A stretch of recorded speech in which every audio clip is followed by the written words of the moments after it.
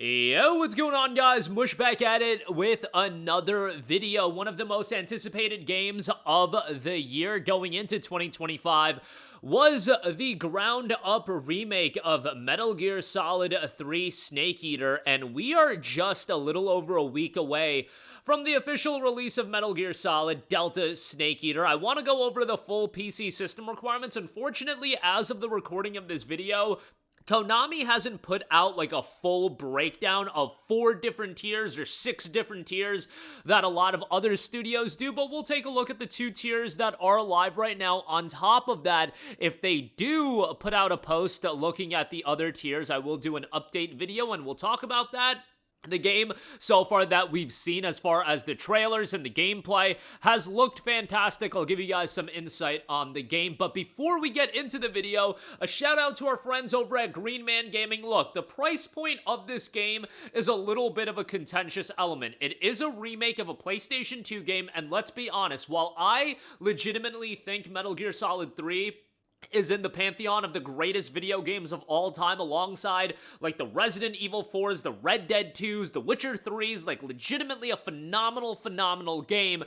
It is a game that you can complete in 12 to 15 hours. $70 for that is a little bit of a hefty price point. Well, Green Man Gaming does have it 25% off for $52.49. On top of that, they do have the Digital Deluxe Edition, 25% off for $59.99.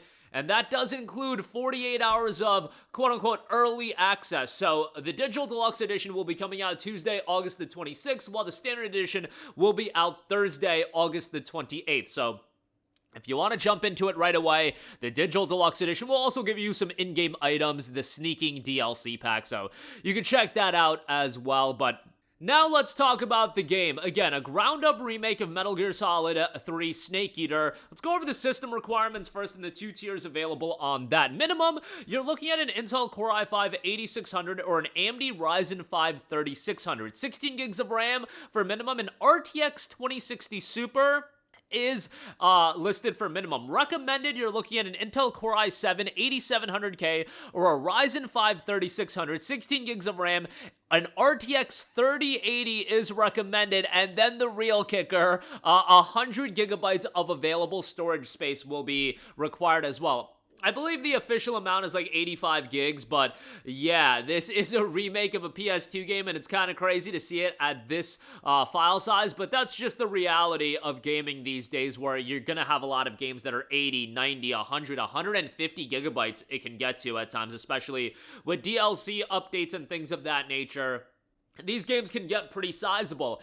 Based on the requirements, it looks like if you're looking to play this game on the Steam Deck, it's going to be a little bit dicey of an experience. You know what's crazy? You know, some people are going to want to play the game on the deck, and Metal Gear Solid 3 actually had a release on a portable device. If you don't know, MGS3 3D, that came out on the 3DS years and years ago. It would be funny if we could get this game on the Steam Deck, and it would be, you know, that performance on the 3DS version of Metal Gear Solid 3 was a little bit dicey, but we'll see. There's no official verification or anything like that. The listing on Steam at this point has an unknown listing, so Valve still has to get an update on that. We'll see if it will be able to be ran on the deck.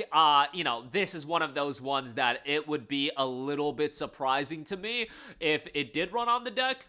But at this stage of the game, I would probably lean on the side of it not being able to run on the deck, but we'll see. You know, we've seen crazy optimization in the past, and we've seen games and what may be considered playable to you versus other people. That is another debate. But if you really want to play this game at like 1440p or 4K maxed out and get 60 frames per second, you're going to need a fairly high-end PC. While the RTX 3080 is a few generations old at this point, you're talking about something in line with the 4070, you know, is going to be something that is probably going to be ideal to play a game like this. You know, the 5070 is going to do really well on it, but this is going to be a higher end game. And of course, this is an Unreal Engine 5 game, which UE5 has just been a crap show in a lot of regards. There have been instances of UE5 games running really well, but there have also been instances of UE5 games just not being all too great.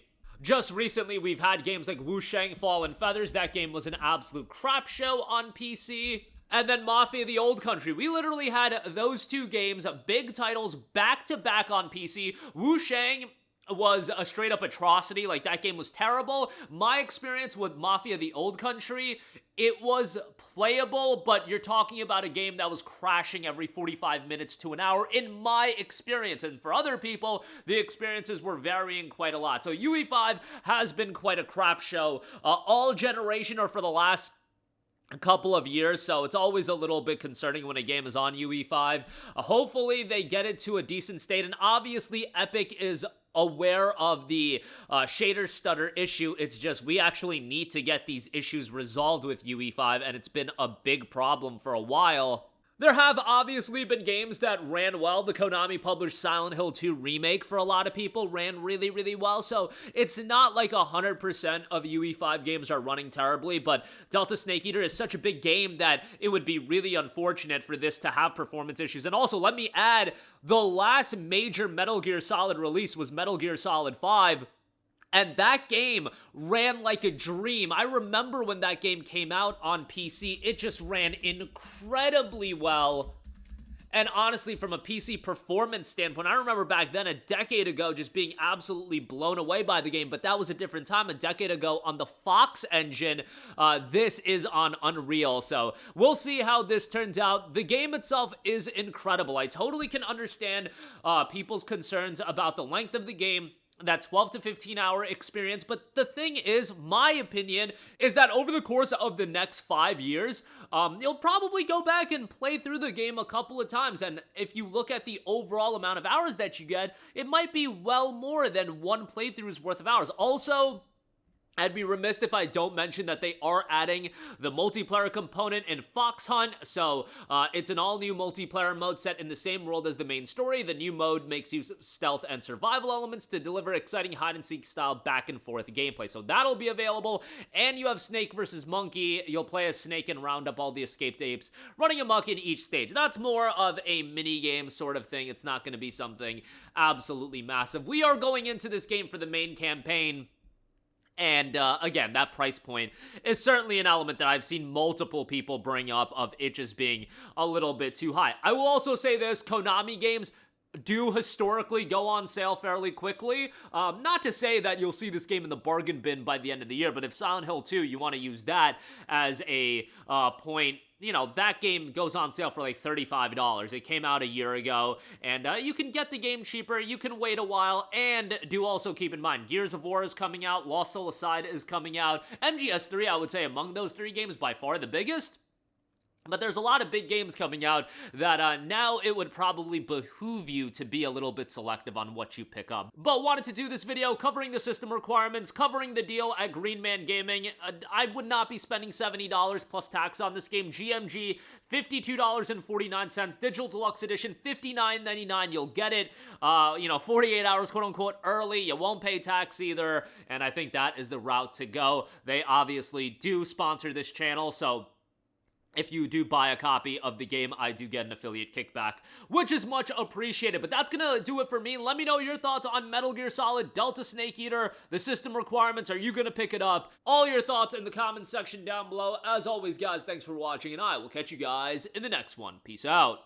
Hey, what's going on, guys? Mush here again. Hope you enjoyed the video. As you guys might know, YouTube's notification system is sometimes a little bit wonky, even if you're subscribed to the channel. Maybe you're not abundantly aware that I uploaded a video. To remedy that situation, make sure you hit the bell notification button. This way, whenever I upload a new video, and I try to upload as consistently as possible, you will be notified directly of the upload, and you can watch it as soon as it goes live. I would really appreciate if you guys hit that button so you can stay up to date with all of the content I'm posting. But as always, guys, thanks for watching, and I'll catch you guys in the next one. Peace out.